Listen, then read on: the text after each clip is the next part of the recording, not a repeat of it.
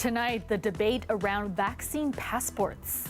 If the public health department send us an email and say do that, we will do that. I'm pretty much against it, 100%. The province plans to leave proof of immunization to enter businesses up to individual owners. Plus, not going to continue to recognize and to honor someone who took the actions that he took at the time he did it. One of Toronto's most well-known streets will be getting a new name. Dundas Street will soon be no more after council votes to remove the name associated with slavery. And my husband is in Cuba right now, and he's afraid. Dozens gather for a protest in downtown Toronto in solidarity with the Cuban people who have been rising up against their government amid the country's worst economic crisis in decades. Good evening, I'm Kelda Yoon.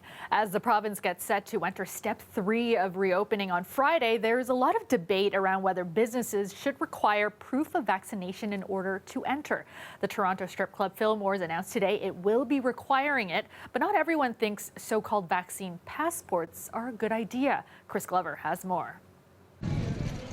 Not everyone agrees a COVID vaccine should be required to enter a business, not even at this one table. I would be okay with that if it was a crowded. To have like a vaccination card just to go to a restaurant, it's like pretty weird to me. Along this strip of College Street, multiple restaurants said they won't be requiring proof of vaccination as Ontario allows indoor dining and moves into step 3 on Friday. Pretty much against it, 100%. There's a fine line here. We keep on getting our rights infringed on. But now River Restaurant says if a level of government makes it a rule, they'll follow it. But till now, we cannot say no to anyone to have a seat to welcome our place. We can do that. The feds are working on a vaccine passport, especially for international travel. Meanwhile, the province of Manitoba has already created a card for its residents to prove vaccination status at local businesses, choosing to make it a requirement.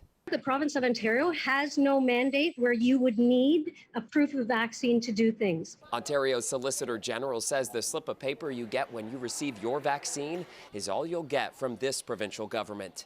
We very much believe that the federal government has responsibility for a vaccine passport. A group representing Toronto strip clubs says to protect staff and customers, people will need to prove at least one dose of a vaccine to enter here.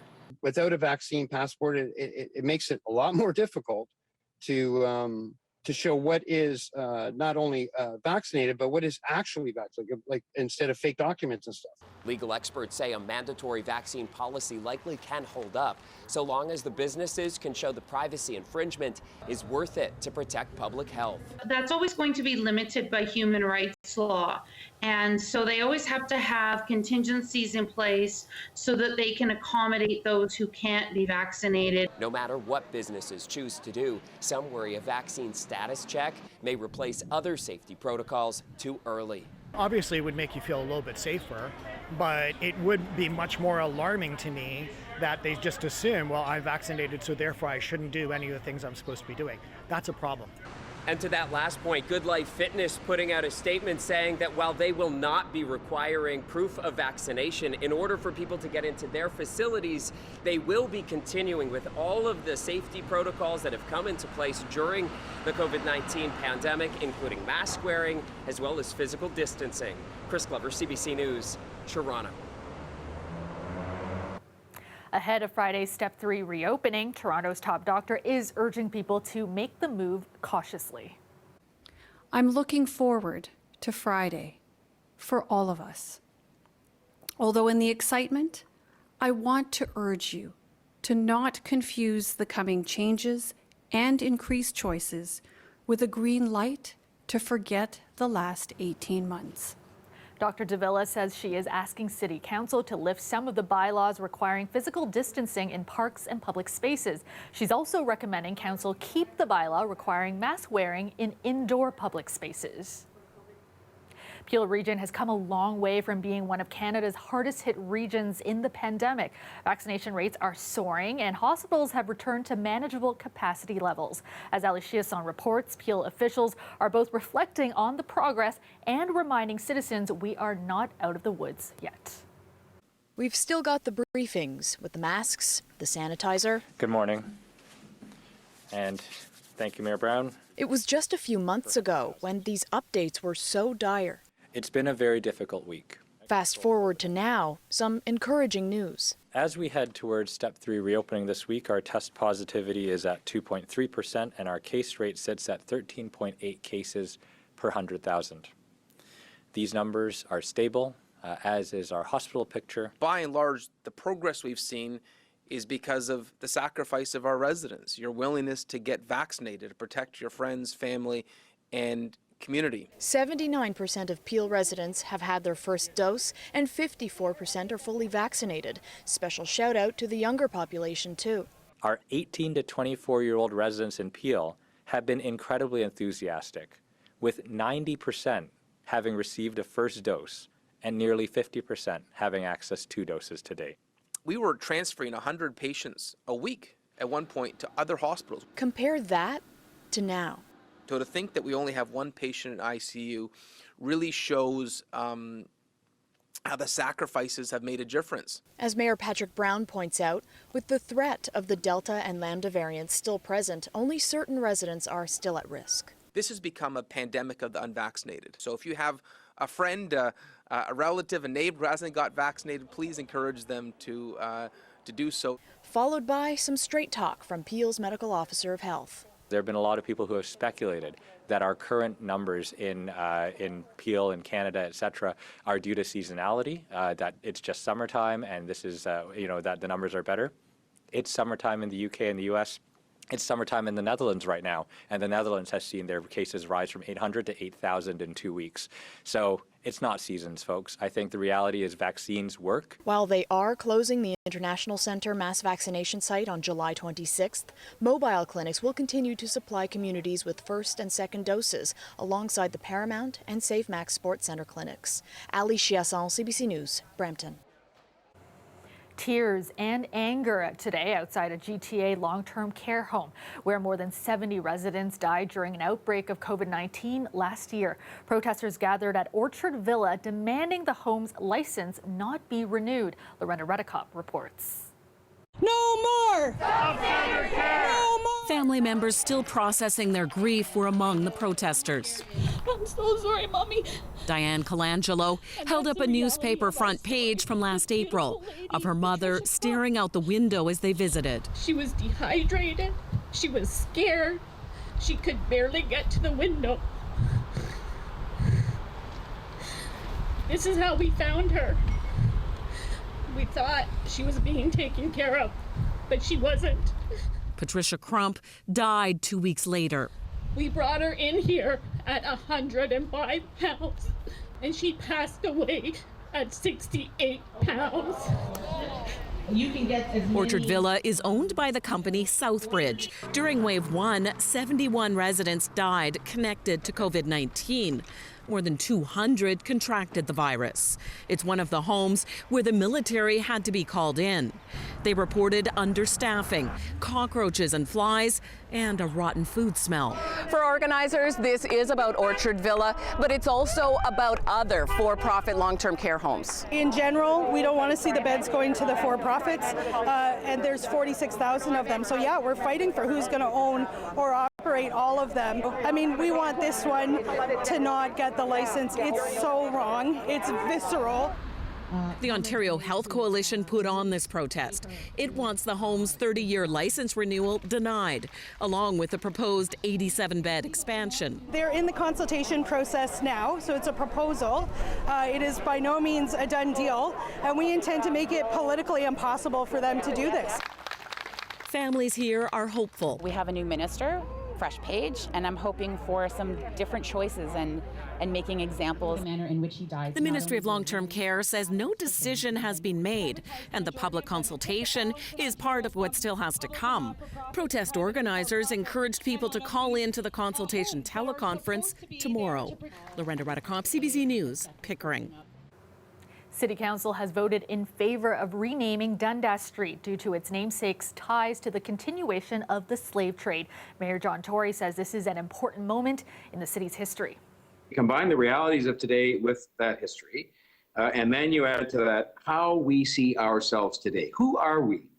What kind of statement do we want to make about ourselves and about the people who make up this city and about the values that we espouse to ourselves and to the rest of the world, and how the rest of the world sees us for that matter. They admire us for the fact that we are people trying, with a lot of flaws and a lot of work left to be done, to do things differently.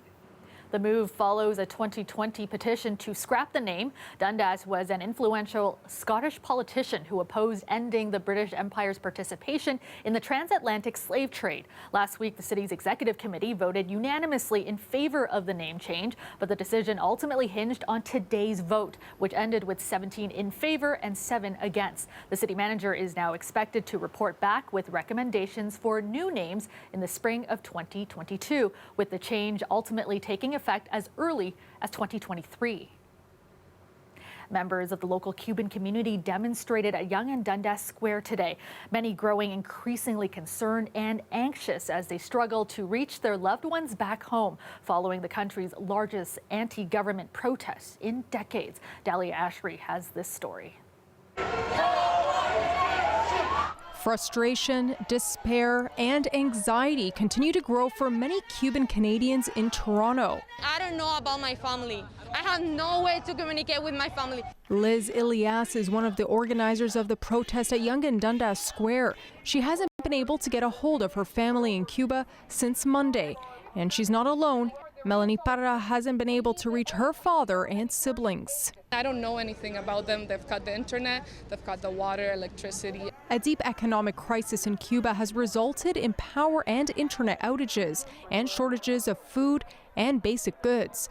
On Sunday and Monday, thousands of Cubans joined demonstrations across the communist country, one of the largest it has seen in over 60 years, protesting against an economic crisis and the government's handling of the pandemic. Many of the protesters here today are saying that the pandemic in Cuba is not the main focus, but they're asking for an end to what they're calling a dictatorship. This is not a protest because of COVID, and that needs to be clear. We're protesting for freedom of a 62-year dictatorship. Many protesters in Cuba this week were met with violence from a country where public dissent is tightly controlled. Amy Despain is concerned for her husband's safety. My husband is in Cuba right now, and he's afraid to go outside. Cuba's government has blamed the demonstrations on counter-revolutionaries financed by the United States. It says the current economic crisis is largely caused by the decades-old U.S. trade embargo. Marcos Mina Cruz is a U of T political science graduate. He's also one of the organizers of today's demonstration. As far as the embargo, yes, we want it removed, just as well as anybody else. But before that can happen, we need freedom to come for Cuba. We want someone who gives freedom to our people. That's what we want. Remaining hopeful that this is the start of a brighter future for their country. Dahlia Ashry, CBC News, Toronto. Nick Sternkovich joins us now with a first look at the forecast. And Nick, nice to see some sunshine today. Very hot and muggy, though. Yeah, very hot and muggy across the GTA. We had temperatures that were almost at that 30 mark, but humidex values almost at that 40 mark. Here's a look at afternoon temperatures across the GTA, in fact, across southern Ontario. And Toronto, one of the hottest places at 29, but the humidex at its peak was about 37 this afternoon. Now, good sunshine through the day today. As we move through tomorrow, the weather pattern's shifting a little bit. We've got a system that's pushing through, and this is along a front that is going to bring some relief, but it's also going to bring with it some active weather for tomorrow. Now, the morning starts out as a mix of sun and cloud. As we head toward the afternoon, though, look for a developing line of showers and thunderstorms across the GTA. Spotty in the afternoon, but then more organized toward the late afternoon, evening, lasting through the evening.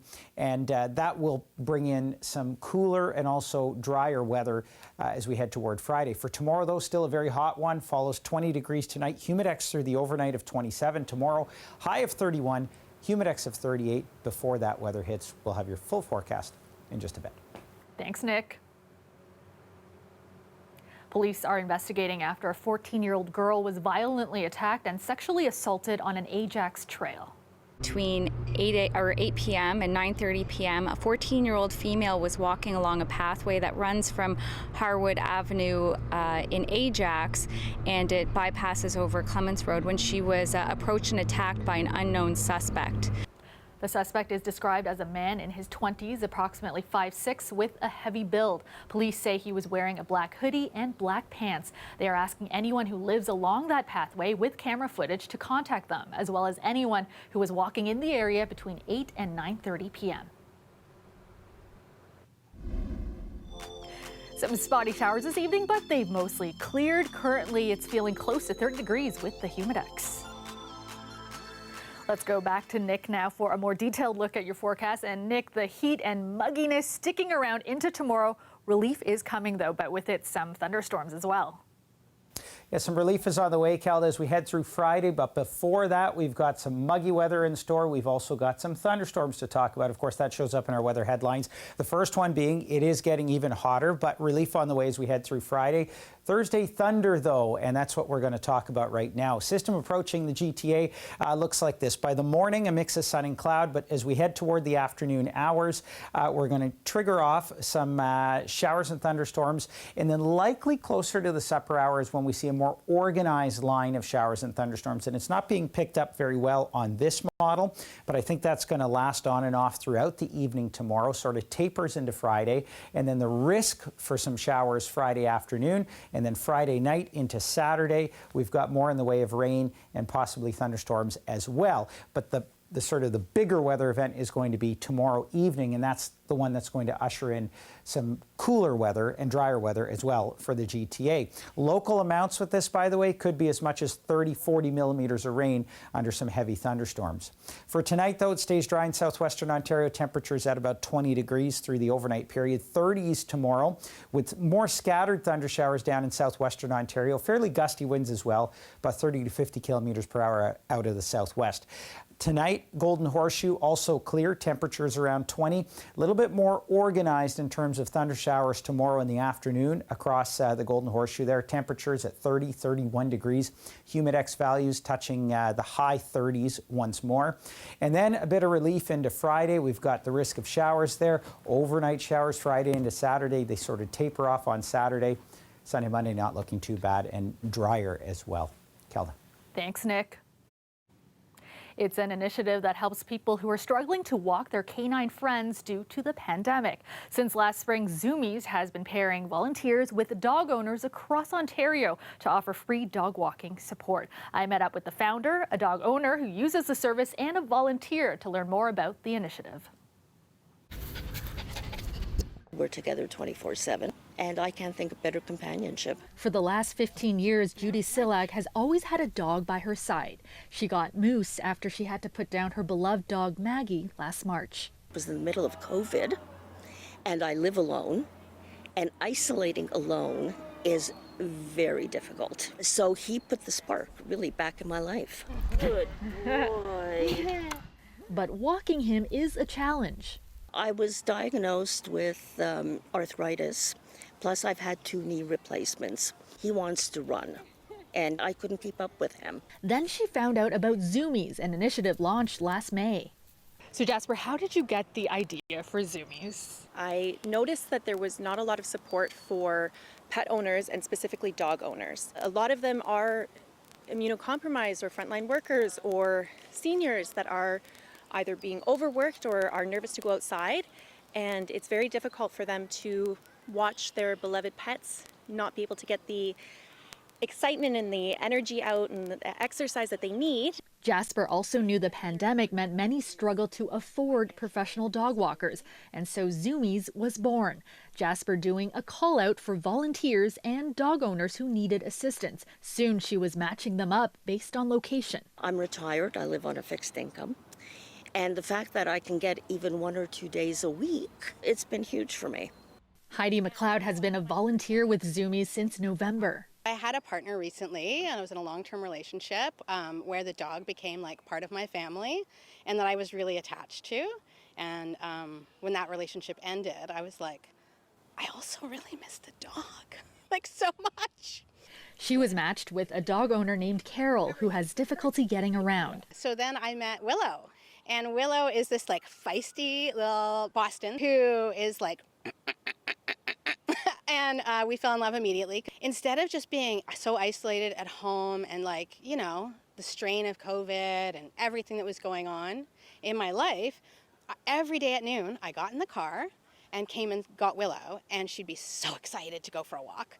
And by the end of the walk, no matter what kind of morning I had, which was often like heavy, by the end of the walk, I felt so much better. And I would bring the dog back, and Carol would say, "Oh my God, thank you so much." And I'm like, no, oh my God, thank you so much. The dedication of some of them have been matched for a year now, and they are doing almost daily walks for the same dog. They are so committed, and it's just, it's beautiful. Jasper says there are currently more registered volunteers than those in need of assistance, so a match is almost guaranteed. She plans to dissolve Zoomies once the pandemic is over and the need has decreased, but intends to help those who continue to need assistance by connecting them with other organizations that offer free dog walking services.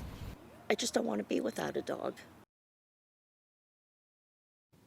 And if you are a dog owner who needs assistance or someone who wants to volunteer, you can head to zoomiesdogs.com to sign up.